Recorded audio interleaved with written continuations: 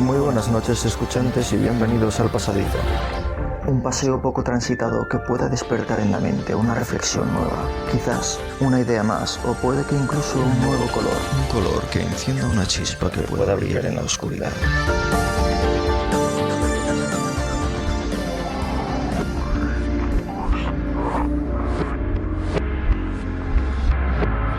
Vayamos ahora con un tratado del ánima.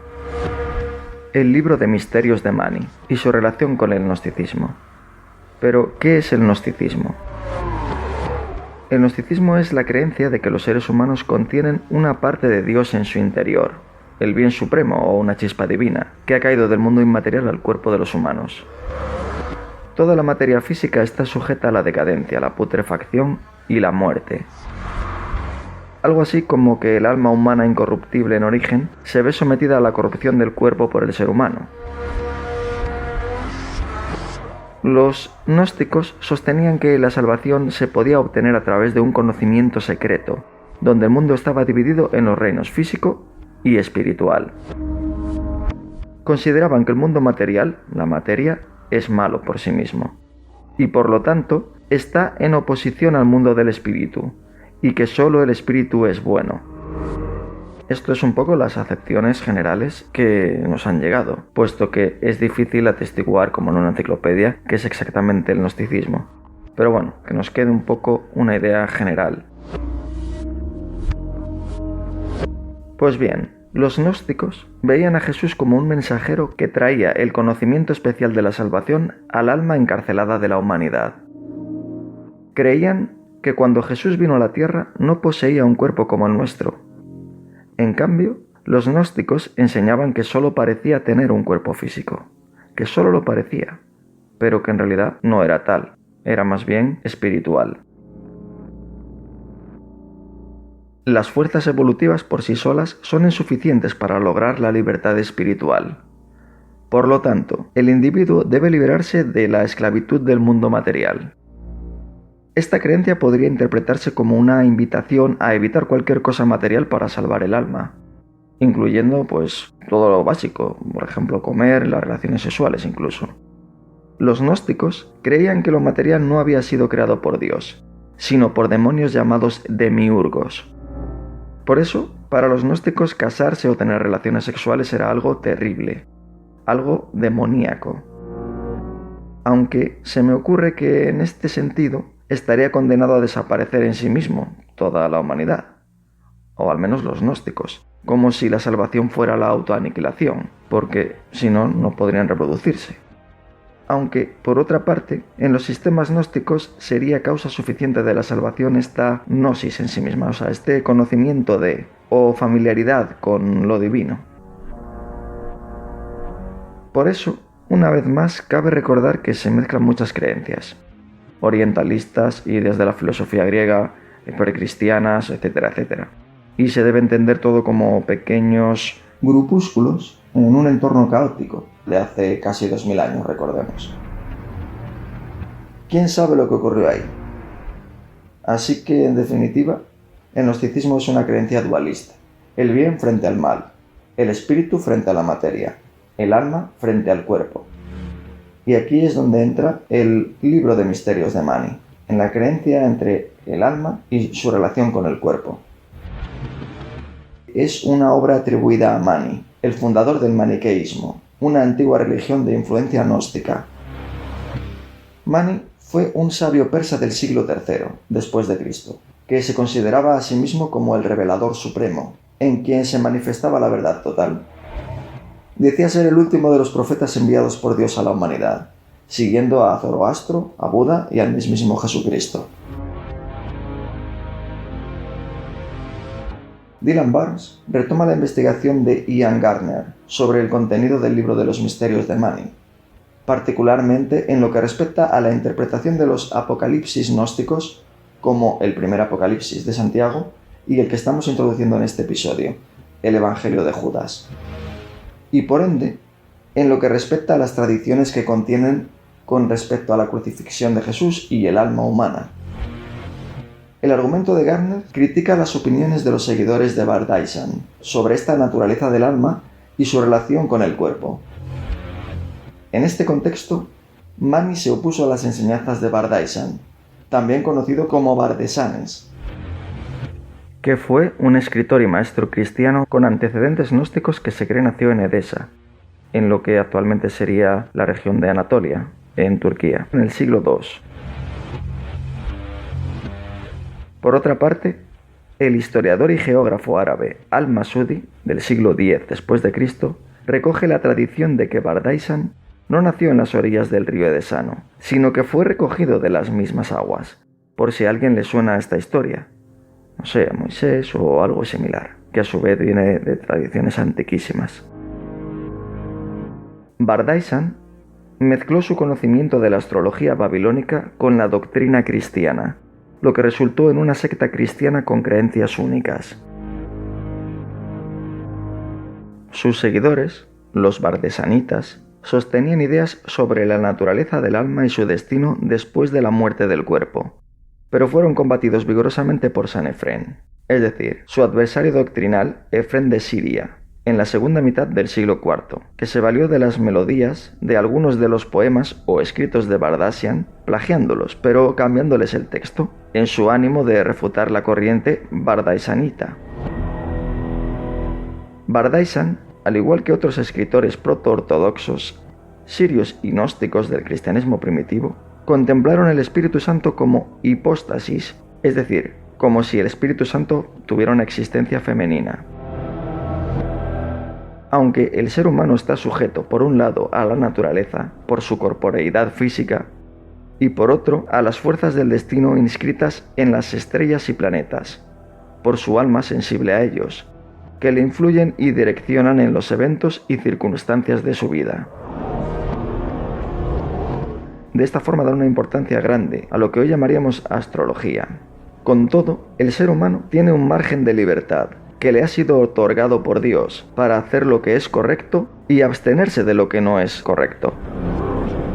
La astrología contaba ya en el tiempo de Bardaisan con una antiquísima y prestigiosa tradición en el Oriente Medio, Mesopotamia y también en Persia, que queda presente en los evangelios canónicos, por ejemplo, en los pasajes de los magos de Oriente. De hecho, aquí confluye otra distinción muy discutible sobre los magos. Siempre se habla de los reyes magos, pero de lo que sí queda claro es que eran magos, no específicamente reyes, sino alguien muy importante, sabios, que controlaban todos estos misterios de la magia o relacionados con esta astrología. Posteriormente, la astrología fue considerada herética por la ortodoxia, pero fue posteriormente. Y a lo que vamos, en la relación cuerpo-alma se ha destacado su rechazo de la resurrección de los cuerpos, en consonancia con algunas de las corrientes gnósticas del cristianismo primitivo que contemplaban que la resurrección debe recibirse en vida. Es decir, resucitar mientras se está vivo, como así lo expresa el Evangelio apócrifo gnóstico de Felipe. Acorde a este entendimiento, es la resurrección en vida del alma a la que debe dirigirse los esfuerzos del cristiano, con el cuerpo espiritual al que se refiere el apóstol Pablo, pues de otro modo ella permanecerá muerta a la verdadera luz, con mayúsculas, cuando en el Evangelio de Lucas se dice: «Deja que los muertos entierren a sus muertos». Recordemos que el Evangelio de Lucas es uno de los evangelios canónicos aceptados por la Iglesia. Pero según Bardasian, la verdadera vestidura del alma es la forma olvidada en el cielo y solo reasumirá después de la muerte mística al pecado. Por ello es que la vestidura de gloria no es para todos, pues no todos eligen la senda estrecha de la purificación interior. Bardaisan contempla al ser humano como un compendio de cuerpo, alma y espíritu. El cuerpo es el resultado del mundo denso, de la materia. El alma se ve afectada por las influencias de las esferas de los astros, que a través de ella toman el cuerpo. Y de ahí la importancia de conocer la astrología judiciaria para comprender el destino del ser humano en la Tierra. Y esta astrología judiciaria hay que aclarar que no se refiere a enjuiciadora o de juicio, sino que se ocupa de los eventos como desastres naturales, guerras, revoluciones, etc. Y por último estaría el espíritu. Es el elemento divino que enlaza al ser humano con Dios, y por su propia naturaleza permanece siempre ontológicamente libre, a diferencia del alma, que sí se halla condicionada por otras influencias. Pues fueron algunas de estas ideas las que Mani criticó en su libro de los misterios. Por otra parte, cabe mencionar que Efrén el Sirio, en ese discurso contra Bardasian, es también un testigo valioso, porque puede usarse para reconstruir una imagen mucho más clara de los puntos de vista bardaisanitas, a los que Mani se oponía tan fuertemente, y por lo tanto crearía una imagen más clara del libro de misterios de Mani. Pues según Dylan Barnes, el libro de los misterios de Mani puede haber sido un tratado que se ocupa principalmente del alma, una especie de ánima, y su relación con la caída de Adán, la encarnación y la crucifixión de Jesús. Y también el destino post-mortem de las almas individuales, donde Mani aquí se opuso a la enseñanza de las tradiciones bardaisanas que conocía, cuyo contenido recuerda más a los oráculos de Histaspes y el primer Apocalipsis de Santiago, o, como en este caso estamos tratando, el mismísimo Evangelio de Judas. Como acabamos de escuchar, todo este conglomerado no es fácil de seguir, pero más allá de las creencias, de la fe, de la teología, todo ello nos da una apertura más amplia de ese mundo convulso. Y, en nuestra opinión, toda esa influencia que iba mucho más allá del propio cristianismo primitivo.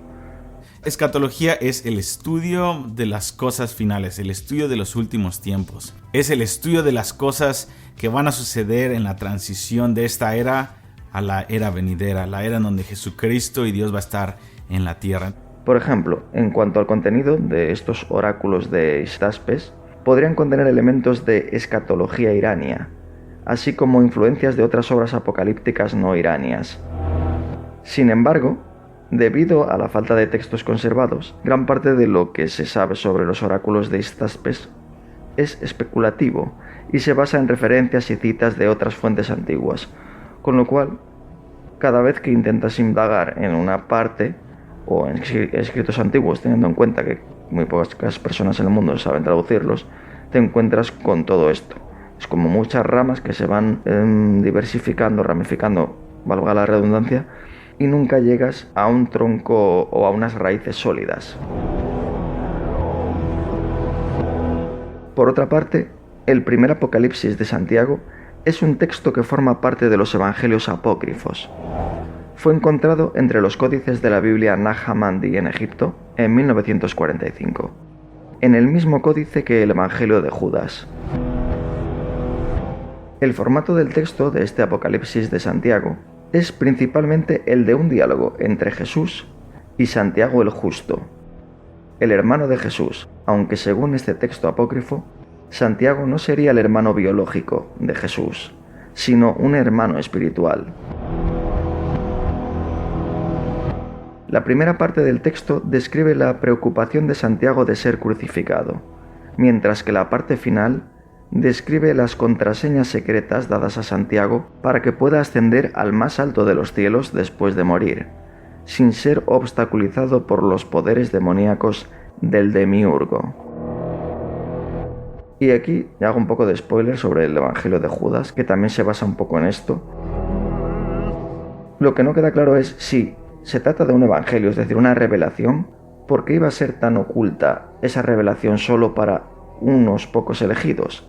Sino debería ser una cosa más clara, algo evidente para todos, y si la intención es una revelación salvífica, debería ser cuanto menos sencilla, directa, que todo el mundo pudiera entenderla, incluso atendiendo a las enseñanzas de Jesús, debería ser incluso para el propio enemigo, o sea, algo muy claro. No sé, hay que hacer esto, esto y esto, por esto, por esto y por esto, y si no lo haces va a ocurrir esto, incluso con pruebas o de alguna forma más concisa, creo que se entiende. Que no tiene sentido hacer un evangelio para la salvación ocultándolo. Además, según el texto, Santiago fue el líder de la iglesia primitiva y era el más antiguo de los apóstoles.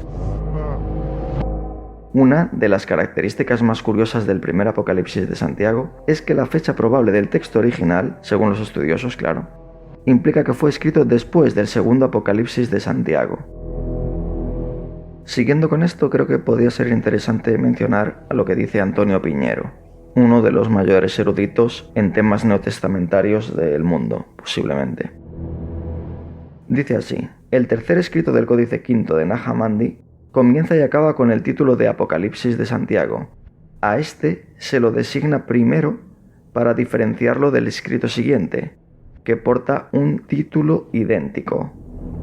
Este primer Apocalipsis tiene la forma de un diálogo de salvación de Jesús con un discípulo. Aquí su hermano Santiago, el revelador iluminador, le enseña la gnosis o el verdadero conocimiento que supera las doctrinas tradicionales del cristianismo psíquico normal u ortodoxo. El manuscrito está muy dañado, por lo que el texto está incompleto y es a veces poco inteligible. Este Apocalipsis fue redactado originalmente en griego.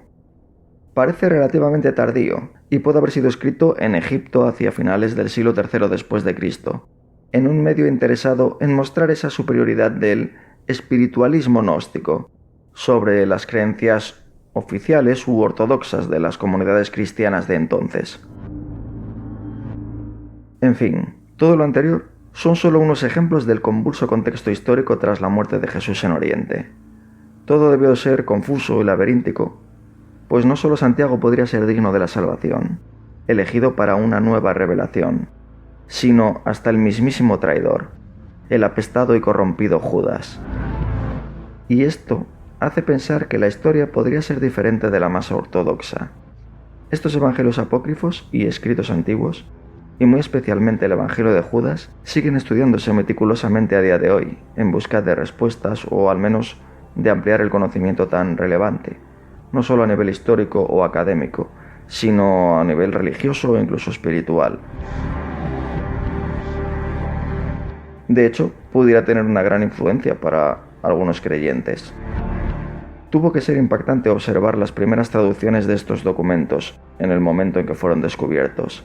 La sensación de asomarse tras una puerta o una ventana a un conocimiento oculto o perdido durante siglos. Para quizás, y solo quizás, pretender comprender si el destino de la humanidad ya hubiera sido escrito, me pregunto. Adentrémonos en sus misterios. Conozcamos los últimos y primeros descubrimientos sobre el Evangelio de Judas.